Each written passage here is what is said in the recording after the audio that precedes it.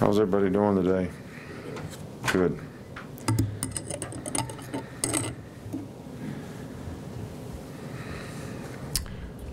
Well, I think that November is kind of the time of the year when you really need to play your best football.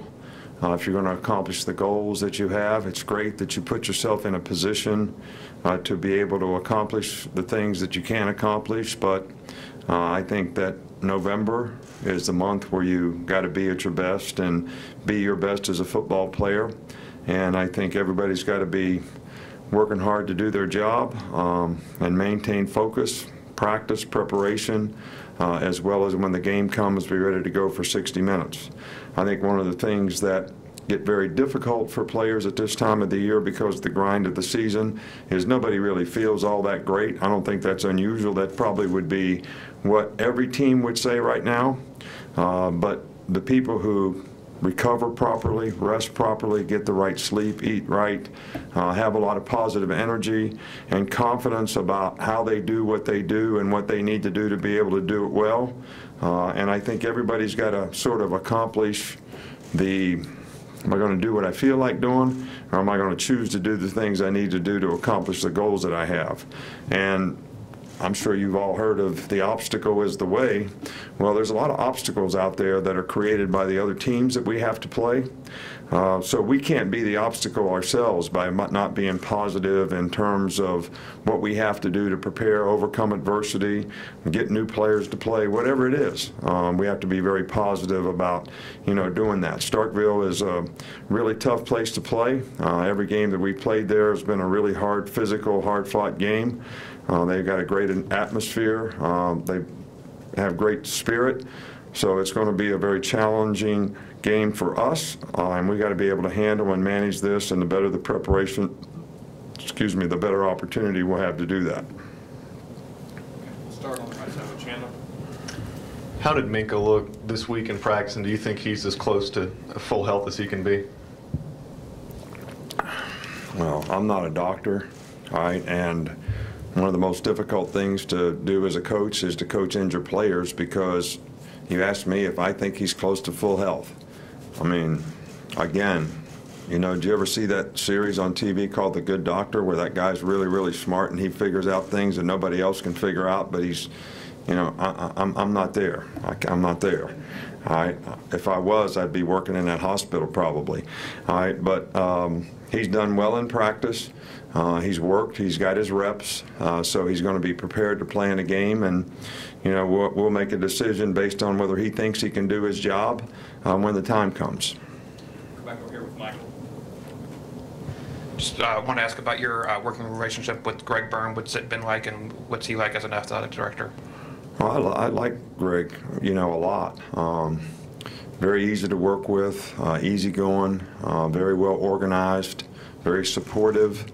I think he's trying to do things that he can to promote a lot of positives throughout the athletic department, the organization, the university, our fan base and constituency of people who, support the program, cultivating a new generation of supporters for Alabama football, Alabama athletics, and so I think he's done a great job so far, and I'm very pleased, and I've been pleased with everybody that we've had. I love Mal, I love Bill, and I love Greg, so I haven't had any problems, and they all been really good to me, and we appreciate it. Up front here with Mark. Is there an update on Nigel Knott's status? We saw him on crutches. He's out. Go back over on this side with Tony. What's the biggest improvement you've seen in Raekwon's pass rush abilities? Well, I think Raekwon has just developed more confidence in when he's out there. I think uncertainty in players always creates a little apprehension in playing fast, getting off the ball quickly. So the more experienced guys get, the more repetitions they get. I think the more confidence they get. And when he plays fast, he's a very effective player. And I've seen a big difference in the confidence that he has in pass rush, as well as the confidence he has in doing his job. So I think he's played better and better throughout the season in all aspects of the game. Back up to Reiner. Last two four-quarter games you guys have played against A&M and LSU, you guys have used 19 players on offense. Is there a point of diminishing returns based on personnel and how many guys you use?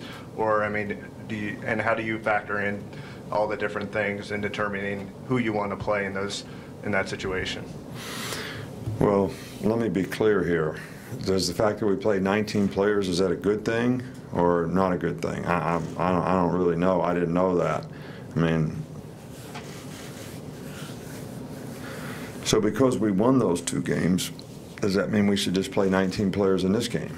Or is there some... Look, we have a meeting every week before the week starts, whether it's based on injuries, whether it's based on depth situations, whether it's based on performance, maybe an issue that players having, whatever it might be. These are the guys that we're going to coach and get ready to play in this game. And we know exactly who we're going to play at right tackle, left guard, right guard, center. We know that in skill positions, how we're going to alternate guys so that we keep guys fresh and play more guys at those positions.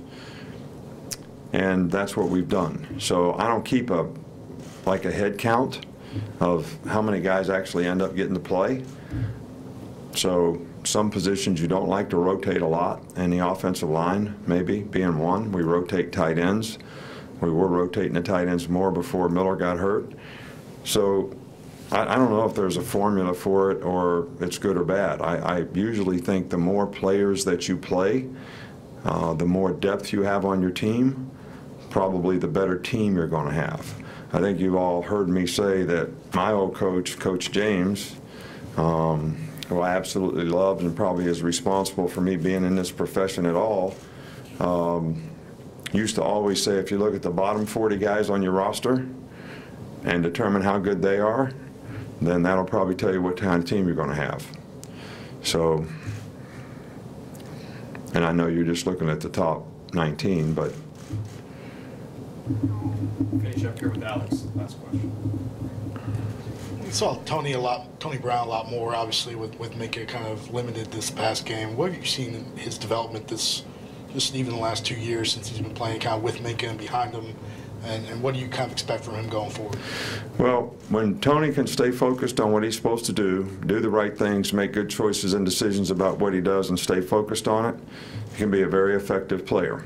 So consistency and performance for him comes from that, and that's what we always work to try to get with him, and that's what we'll continue to do. And he's probably going to get more opportunities in the future to play, and I'm hopeful that we're going to spend every bit of time that we can with him to try to get him to do the things the way he needs to do them so he can be successful. I think he wants to be successful.